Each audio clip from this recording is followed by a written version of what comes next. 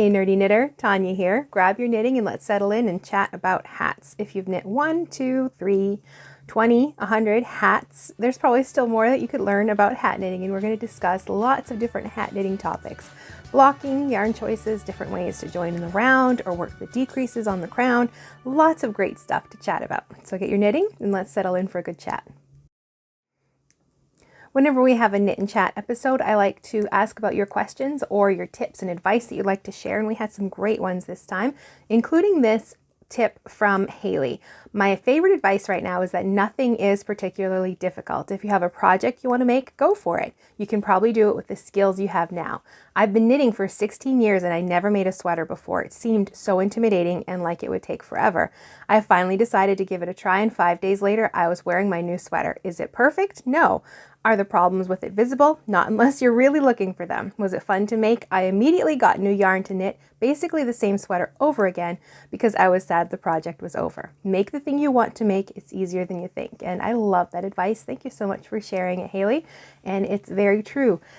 I mean, we're always intimidated by different things. For me, it was cables. And then once I tried them, I was like, is that it? That's not hard at all. Like I thought it was going to be so difficult. Or it could be sock knitting for you. It could be sweaters like it was for Haley. But whatever it is, just give it a try. The worst you'll have to do is frog it or tink it or rip out the yarn and try it again, which is just more knitting. So don't be intimidated by anything like that. And if you're new to knitting hats, then they're very, very simple, and they're a great first project for learning to knit in the round. If that's something you haven't done before, then a hat is the perfect project because it's a small size, and as long as you have a good 16-inch circular set, you can knit pretty much any hat and really get a good grasp of knitting in the round. So let's start by actually looking at the parts of a hat. A hat will usually have some sort of a brim or a cuff, like this 2x2 rib. Rib is very common. This one has a mistake stitch rib, 1x1 rib on that one. No rib on here. This one I did in stockinette, and then I just did a little crochet edging to keep it from curling. Or if you want it to curl, then you can leave a stockinette edge. You could use garter stitch, any kind of rib that you can think of. Or this one is a corrugated rib where you use different colors for the knits and the purls. Lots of different things you can do for a rib, or you can even use a decorative rib like this beret has a lace rib. Lots of different things just for the brim or the cuff itself. Then you have the body of the hat, which is of course this main part in this one, just plain stockinette, or we've got color work, we've got different rib patterns. This one's stockinette as well, more color work. This one is rib all the way up to the crown, a slip stitch pattern, more color work over here, and then something really fun to add. I like a Latvian braid is really nice, especially between the brim and the hat itself. That's just a nice decorative touch that you can add. And then of course there are the decreases, and those can be worked in a lot of different ways, and that's really just how you're going to shape the crown of the hat, this part at the top to get that shape. So if you don't do that part, then you're basically knitting a cowl. A hat and a cowl are pretty much the same construction.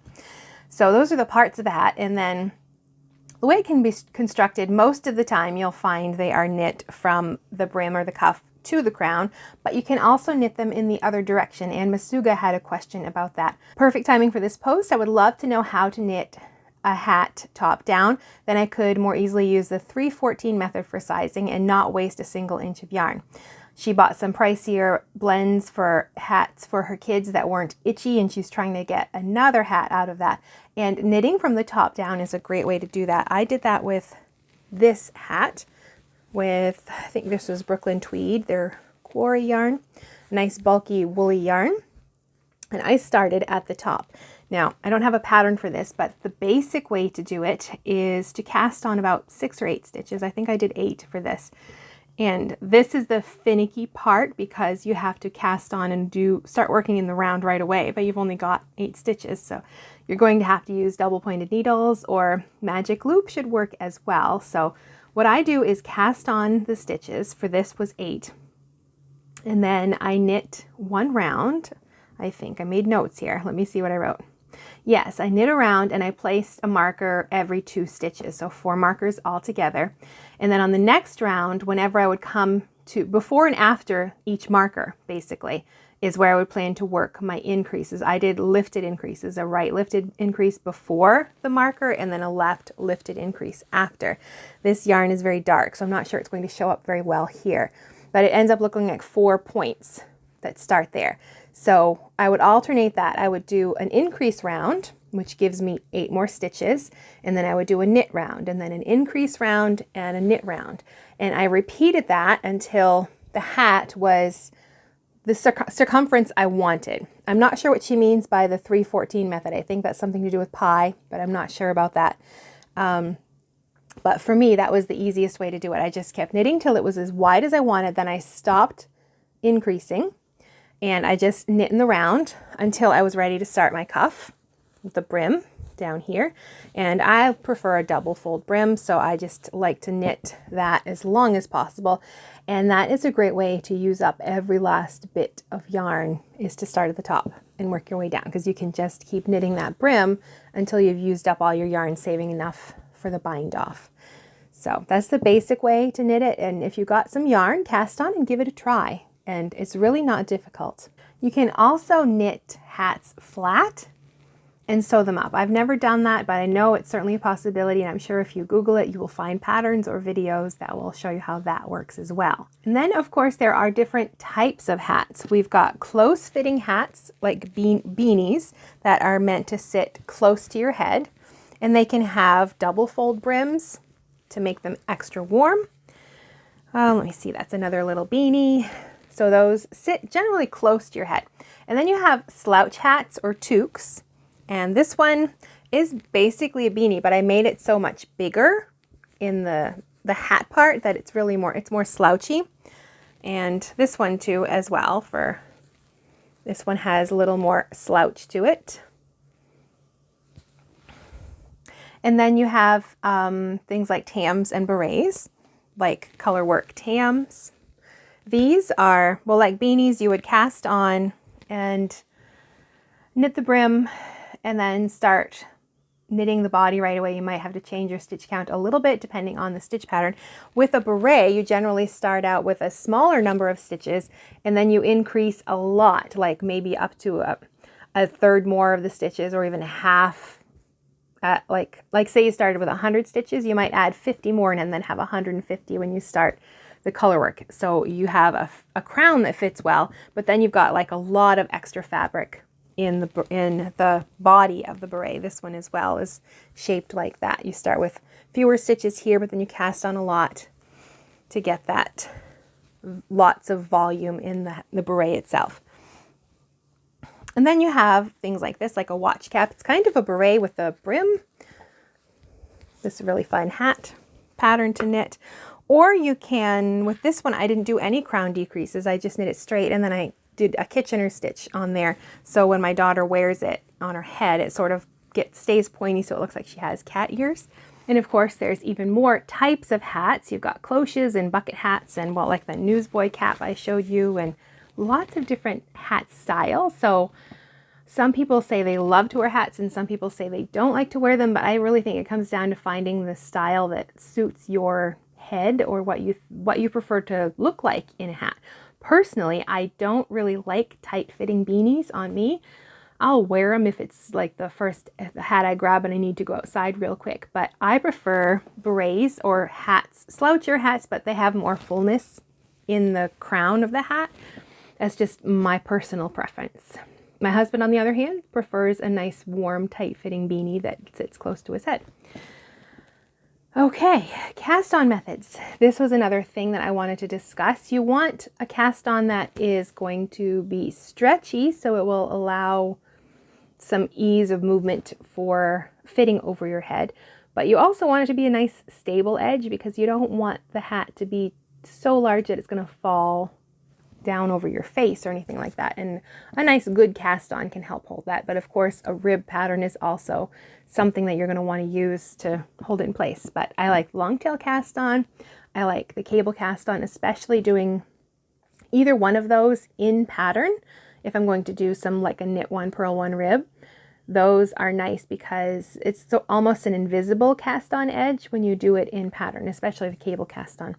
But if you really want to get fancy, then the tubular cast on is a really great method because it really does produce a completely invisible edge. It looks like it was factory made. It's just really nice touch on a hat. It's a little more work. You've got like setup rows you have to do and all of that, but it's worth the extra effort, I think. Let me see. Did I use that on any of these hats? I did a tubular bind off on this hat because this one was knit in the top down, so I reversed it, and it's not going to show up well because it's a dark color. And I think on this one I did an alternate cable cast on, so it is very similar. This is like the lazy man's version for tubular cast on. If you don't want to do that, then an alternate cable cast on gives you a really nice finished edge as well. Not quite as nice as a tubular, but still pretty nice. And then once you've decided on your cast on and you cast on the stitches you need for your hat pattern, the next step is actually joining to work in the round. And there's more than one way to do this. The most basic one is just to take your needles and move them together, whether you're using DPNs or circulars. And the working yarn is on the right needle, the last stitch on that needle. And the first stitch you're going to work is on your left needle. And you just bring them together and you start knitting. And this can leave a gap when you come back around to it on the next round. Even the next few rounds, you might notice there's a gap there. But if you just tighten up a bit in that spot, it should be enough to reduce it. Paying attention when you're coming to that area to try to work a little more tightly to reduce that gap. Then you can use the yarn tail to close it right up. But there are a couple other ways to cast on where you can avoid that. One of them is to work an extra stitch or cast on an extra stitch and then take that extra stitch from your right needle and slip it over to the left and work a knit two together with the first stitch on your left needle and that stitch that you slipped over from the right. And that gets the stitch count back down to where it needs to be for your hat, but it also helps close up that edge by working those stitches right together. Now, another way to do that, slightly more complicated, but I think it actually works just as well, maybe it's even a little bit firmer, is to cast on that extra stitch, but then you slip the first stitch on the left needle over to the right needle, and then you bind off that extra stitch. Basically, you pull it up and over that stitch that you've just slipped. And that is another way to join your work in the round. And then the thing you have to remember is to slip that back to the left needle, place your marker for your beginning of round on your right needle, and then slip that stitch back to the right needle because you treat it like the first stitch that you've just worked. It sounds complicated, but it's actually not very difficult, and it is a good way to join at the beginning of the round so you don't have that gap.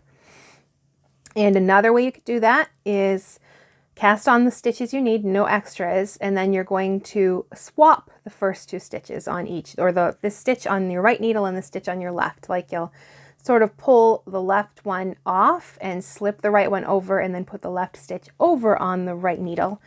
That one I think is probably the most finicky. And my favorite method is actually pretty simple. When I am joining in the round, I grab the working yarn, but then I also grab the yarn tail. And when I knit the first stitch, I'm holding those together like I'm holding my yarn double. I'm holding the tail with the working yarn. So when you make the stitch, it looks like you've got two stitches coming out of that new stitch. So when you come back around on the next round, just make sure you knit them together. Don't treat them like two different stitches. And I find that using the yarn tail held with the working yarn just to knit that first stitch and then dropping the yarn tail and continue working, that's usually plenty to keep that gap from happening. And when you're all done, it's very easy to just use your yarn tail and close up any gap you have. I like to look at like the cast on edge and then just insert, because you've got your stitches sitting, they're like a V, but they're sitting sideways. So I take my tapestry needle and I go under both legs of that stitch and then try to make another, it's basically duplicate stitch right along the edge.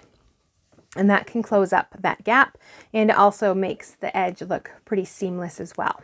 Now we already discussed the different brims that you could have, garter stitch and all the different types of rib or a lacy rib or corrugated rib.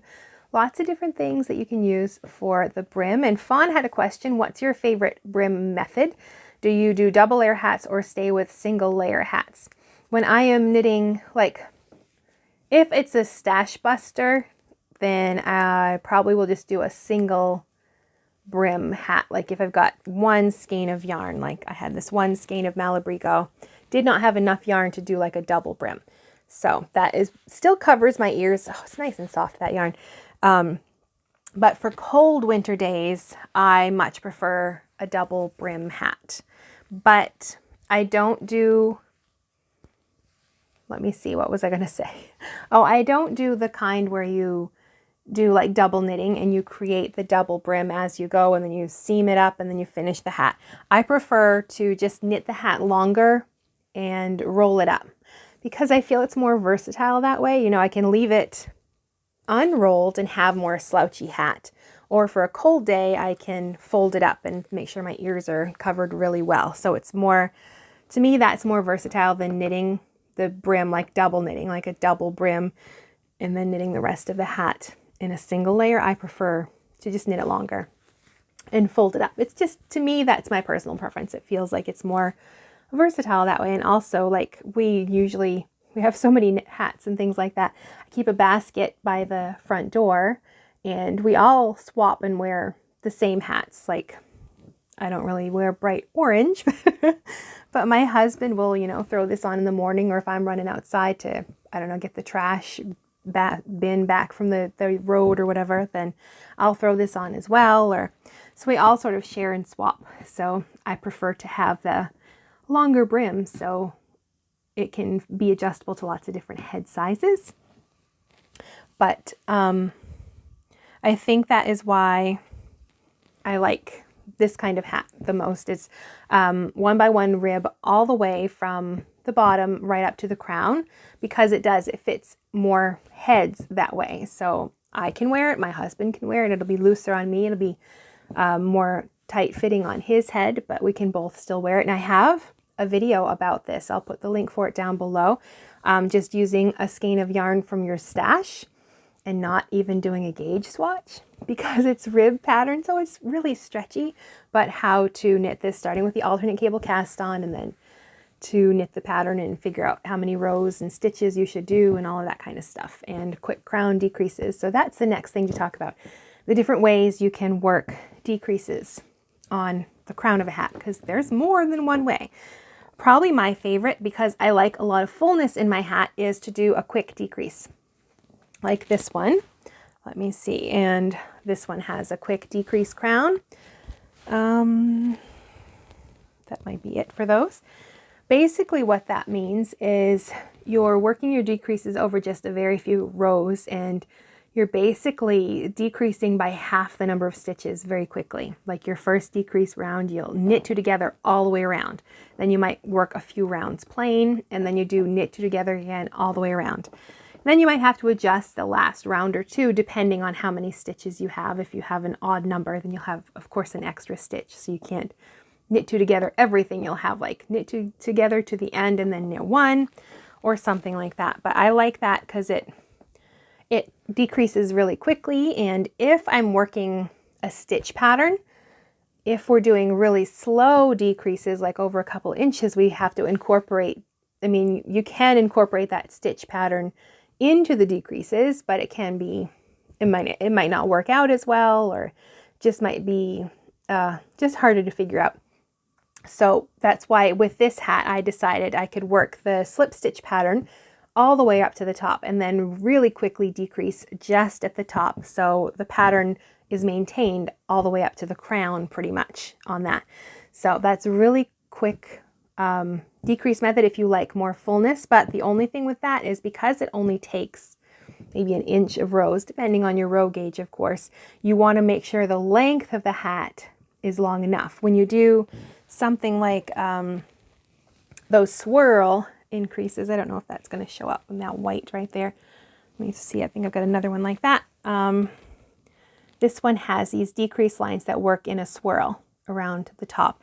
Now, something like that, that looks like it's a good 3.5, maybe even 4 inches for the decreases.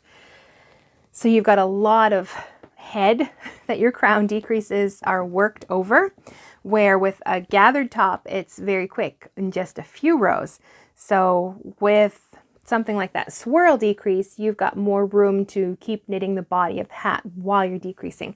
With those quick decreases, you don't. You're finishing and closing up that hat pretty quickly. So you want to make sure your hat is pretty much the depth that you want it to be before you even start working the decreases. Now with the ones where you basically, the pattern will have you set up like knit 8, place a marker, knit 8, place a marker, and then after that the pattern will probably tell you to knit to 2 stitches to the marker, knit 2 together, slip marker, knit to 2 stitches to the next marker, knit 2 together, slip the marker. So you're working those decreases at set points and it creates this swirl pattern. But it can generally, I mean, then you'll knit a few rounds plain and then repeat the decrease round. That is pattern specific, and that gives you a longer section on your hat to work the decreases. So you can start that. The body of the hat would actually be much shorter before you start the decreases because you're still working so much of the hat. Does that make sense? But you have to pay attention. Like if you want to change the type of crown decreases, you have to think about how they are. Like with the quick decreases, it's worked over just maybe an inch of rows. With that swirl pattern, where you have markers all the way around, that can be like 2 inches of the crown up to maybe even 4 or more inches. So it adds more length to the hat as well. And then you can also work your decreases. So they're like the spokes in a wheel. Again, you would place markers, and with this one, when I got, you can obviously, where the blue is where the decreases were worked. And for this one, I worked a central double decrease. So I was decreasing a stitch from either side. Basically, it was taking 3 stitches and turning it into 1. So each point I would take a stitch from either side and use them up. And this gave me a prominent ridge right in the middle. And this one is similar, but not a central double decrease. I placed my markers, and then on one side of the marker, I did a knit 2 together. And then on the other side of the marker, I did an SSK. So that was 4 stitches turning into 2 stitches, obviously, like, well, a decrease on one side and decrease on the other of the marker. And that gives you sort of this wheel and spoke effect. And this one generally is used for berets because it is a larger section of decreasing. With a beret, the body actually looks pretty short because body's only like this section right here, because this section of the decreasing for the brim is probably just as long as the body of the hat itself. So it's like half the length is just in this type of decrease. But I like how it looks. It's probably one of my favorite ways to do a decrease, especially if I have some kind of a tam. And the same with this one. You can see the spokes in the wheel with the decrease. I think that was a central double decrease too. I'm not sure. I can't remember. It's been a long time since I've knit this one. And of course, there are probably more ways to work decreases as well. Just go look at hat patterns on Ravelry or Lovecrafts and look at the crown and see how they are shaped. You're basically just making some kind of a shape to decrease your stitch count so you can have a shaped crown for the top of the hat. And I find that you'll see lots of rib hats have really unique shaping, or they might have shaping just on 2 sides and all of the other stitches sort of disappear into those 2 seams, sort of, where they have the stitches really stand out. But there's other ways to do it, of course, but these 3 are probably like the most common that you'll see. But then, of course, you'll find lots of other ways as well. Now, if you want a hat that really is going to fit you, then you do have to pay attention to the size that you choose. And I'm going to be honest and say I don't generally even bother to knit a gauge swatch for a hat, because by the time I've knit a gauge swatch, that's like half the stitches I'm going to need for a hat anyway, probably. So I might as well just cast on and start the hat. But I don't mind if it's not coming out to be the size I want it to be. I rip it out and start again. But if that's not you, then you might have to either swatch or be okay with giving the hat to somebody whose head it will fit. But if you do want it to fit, you've got to know your own head measurements or the head measurements of the person you're going to knit for. And the two measurements basically that you want are right around your forehead, basically all the way around. Use a tape measure and measure your head. And that will give you the circumference of your head, not necessarily the circumference you want for the hat. That just tells you the size of your head. And then you need to know like the length of your head, or like the length of where you want the hat to sit. So you measure from your crown down to below your ear, if that's where you want it to hit, or just so you have a basic measurement. But it can be hard to figure out where the top of your head is and not be off to one side. So I like to take a tape measure and put it here and bring it all the way up over my head to this ear. And that gives me the full depth for the hat. And then I just divide that in half, and that gives me my crown to the bottom of my ear basically. So I know how long the hat should be to fit me. Now I did say I prefer more fullness in a hat. So that means like this hat here is much wider than my head. This full part where I cast on extra stitches. But the brim, you want to actually be about probably 10% or so smaller than your head to fit and stay in place so it doesn't fall down in your face or over your eyes. So the brim itself, you want, that's why you'll often see them worked on smaller needles to make it a little more tighter than the rest of the hat, especially if it's a slouchy hat. But like for a beret especially, you want to have a good tight fitting brim, but then you can cast on extra stitches and make it a fuller body. And then you can have like a lot of positive ease in the head of the hat, but you want negative ease when it's the cuff or the brim that is sitting on your head, so it's not falling down in your face. So just a quick recap for ease, if that's a new term for you. Ease is just referring to the amount of space between the knitted garment and your body. Like I'm wearing this shirt right now and it's got quite a lot, there's a lot of space between my body and the garment itself.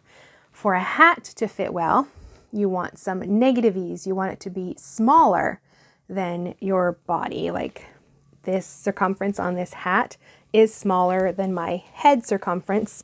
So when I put it on, it's not going to go anywhere. It's going to stay right there because it's stretching to fit over my head. So it has negative ease compared to my head size. So does that make sense? So you want your hat to have some negative ease so it will stay in place, basically. Same with like socks. You don't want them to have positive ease or they're just going to fall down around and slip off your feet. You want some negative ease. You want your sock to be slightly smaller than your foot so it will stay in place.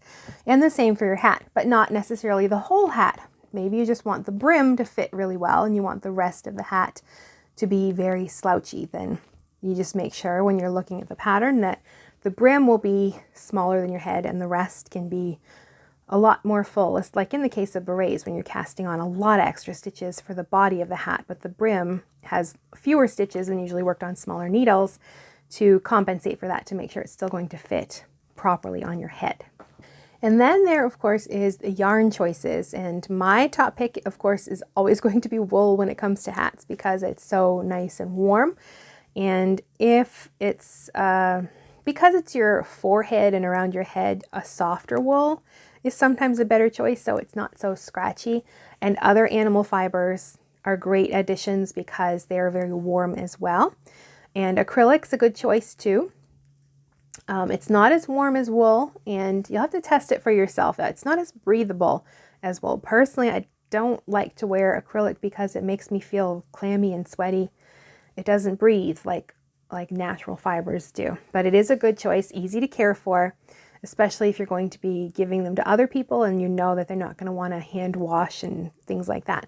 Another good choice is a superwash wool because that's easy to care for, but that can be a bit slippery because the fibers are coated so they don't hold together like wool that's not superwash. So you can end up with a hat that's slouchier than you intended. But as long as you know that going in, you can knit more firmly, knit your superwash on smaller needles, and just know that you're going to end up most likely with a slouchy hat. Superwash can be not so great for like super fitted beanies that you want them to stay fitted because, yeah, superwash does have a tendency to grow. but it can be good for hats because it's easy to care for and it's breathable like regular wool, and it's good for slouchy hats. I would not use plant fibers for hats unless they're blended with an animal fiber for that added elasticity, because plant fibers don't have much elasticity on their own. And with a hat, you want it to fit and stay on your head. So it depends really on the yarn itself, but plant fibers in general are not as elastic as animal fibers.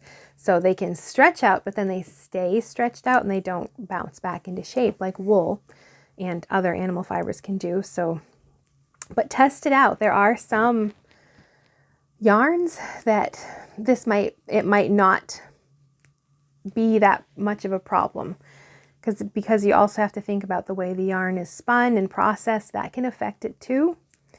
Like a chainette yarn has more structure than just like a single ply yarn or something like that when it comes to plant fibers. So, I mean, you can test it out and see.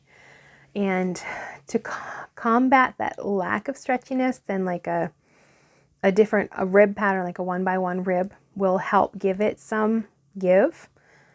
But still, this is more of a test it out and see. They're not the best choice because they're not as elastic. But I mean, you often see like chemo caps and things like that, and they're usually knit in cotton.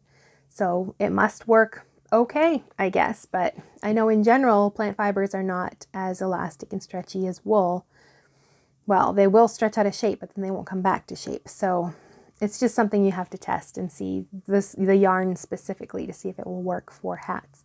But in general, animal fibers are better, and acrylic works as well. And okay, so that's the yarn, but also other tools that you'll need for knitting hats. You're knitting a small circumference in the round. So 16-inch circulars are really good for that. They're a good size for most hats, and like except like little baby hats or smaller things, hats that are smaller than that 16 inches around. And in that case, you're going to want double pointed needles, which you'll want anyway, because when you're decreasing for the crown, your stitch count gets smaller and smaller and you need to switch to something else. You can't knit everything on a 16-inch circular. So you'll need double pointed needles in the size that you're knitting with, or if there's another method that you prefer for knitting small circumferences in the round, magic loop works really well. 2 circulars, probably even shorties. I'm not sure. I wouldn't think so. When you get down to just a few stitches, it wouldn't work very well. Flexible double points would work as well. So whatever method you like for that small circumference. As you're doing your decreases, you're going to have to switch to that. But 16-inch circulars are really nice for hats.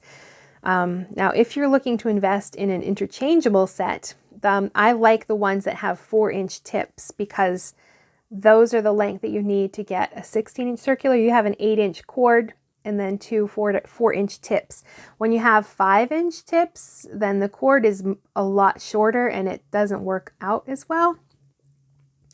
But I do think you should test out one set of needles first before you invest in a whole set of interchangeables, because you might discover that you really dislike the 4-inch tips and you don't want them for like your regular needles. You only want them for hat knitting. But some people love 4-inch tips. Some people hate them and really prefer 5-inch. So don't invest in a whole set of circulars until you've figured out which one you like. I prefer the 4-inch tips, and I find they work just fine for me. So when I invested in a set of interchangeables, that 4-inch tips were the perfect length, because I can use them for the 16-inch hats, but then also larger sizes for garments and other things as well. But that's something to test and see which you prefer. And then you can always, if you don't like them for your regular knitting, get an interchangeable set with 5-inch tips, and then just get some fixed circulars for the hats in the sizes that are comparable for the weight of yarn you're using to knit your hats. You can just get a few fixed circulars in those different sizes, and that should do just fine. And then double points or magic loop or other methods for that small circumference. And then of course you'll need stitch markers, which, I mean, of course you can purchase stitch markers. You can use scraps of yarn, or My daughter is in the final stages of her braces, so she gets the little bags of the little elastics, and I like those as well for stitch markers. So whenever she's, yeah, so she's hoarding those for me. So when the braces finally come off, I'll have a lot of little elastics as well. But pretty much anything you can use for a stitch marker, but of course you'll need some for hat knitting. Your beginning of round marker, but if you don't like to use a marker for that, use your yarn tail to mark your beginning of round. That should give you an idea of where you're supposed to end. Unless it's very specific, then you'll need a marker, of course. Then you'll want markers for when you're doing your crown decreases. That's pretty much all you need for hat knitting, though. You don't need a ton of accessories and blocking forms or anything like that. When it comes to blocking hats, there's the 3 things that you need to keep in mind. The project itself, which of course is hats, is what we're talking about. The fibers that you're using and the stitch patterns that you're using. So for this hat right here, this has some color work. So when I soak this, I will probably really stretch out that color work to make sure my floats are nice and loose. The rest of it, well, the brim, I don't want to stretch out the brim. I've done that. Let me see with this hat. I stretched this one out over a balloon, and you can see the brim has it doesn't pull in at all. It stays out because I stretched it too much when I knit this, and I used a balloon to put it on to let it dry. So which works just fine if you don't want your cuff to be pulled in at all. But if you want it to stay pulled in so it will fit your head, then you don't want to stretch it out when you're letting it dry. So if you're going to soak it and block it, or there's really not anything, you have to get it wet some way and then you have to let it dry. That's all you have to do. Just put it on a towel or a blocking mat. Don't even pin it out. Just lay it out the way you want it. You might maybe put some tissue paper or something inside if you want the inside to like lift up a little. But what was it? I think it was a Very Pink Knits video. She talked about how she would just leave it laying, and then once in a while when she'd walk by it, she would put it on her hand and go like this, and that would sort of fluff up the crown. So that's generally all I do with mine. I don't put it on any blocking forms. I've done balloons in the past, but you have to be careful to make sure that the body of the hat fits over the balloon, but that the brim has enough room to stay smaller. You don't want to stretch out the brim of the hat because you want that to fit to your head. So the balloons should sit inside the hat, but it shouldn't be so wide that this part stretches out. It should be able to come around the balloon. So the balloon's sort of in here and this part is around it, if that makes sense. Instead of like in this case, the whole balloon was bigger and it stretched out the brim. I think that's it for blocking. So then of course you'd have to think about the stitch patterns you use. You don't, like if it's just a 1x1 rib all the way to the top, you don't want to stretch that out a lot. You want that to stay squishy. If it's cables, the same thing. That's sort of treat it like you would a rib pattern. Don't stretch it out because you flatten out the cables and you don't want to do that.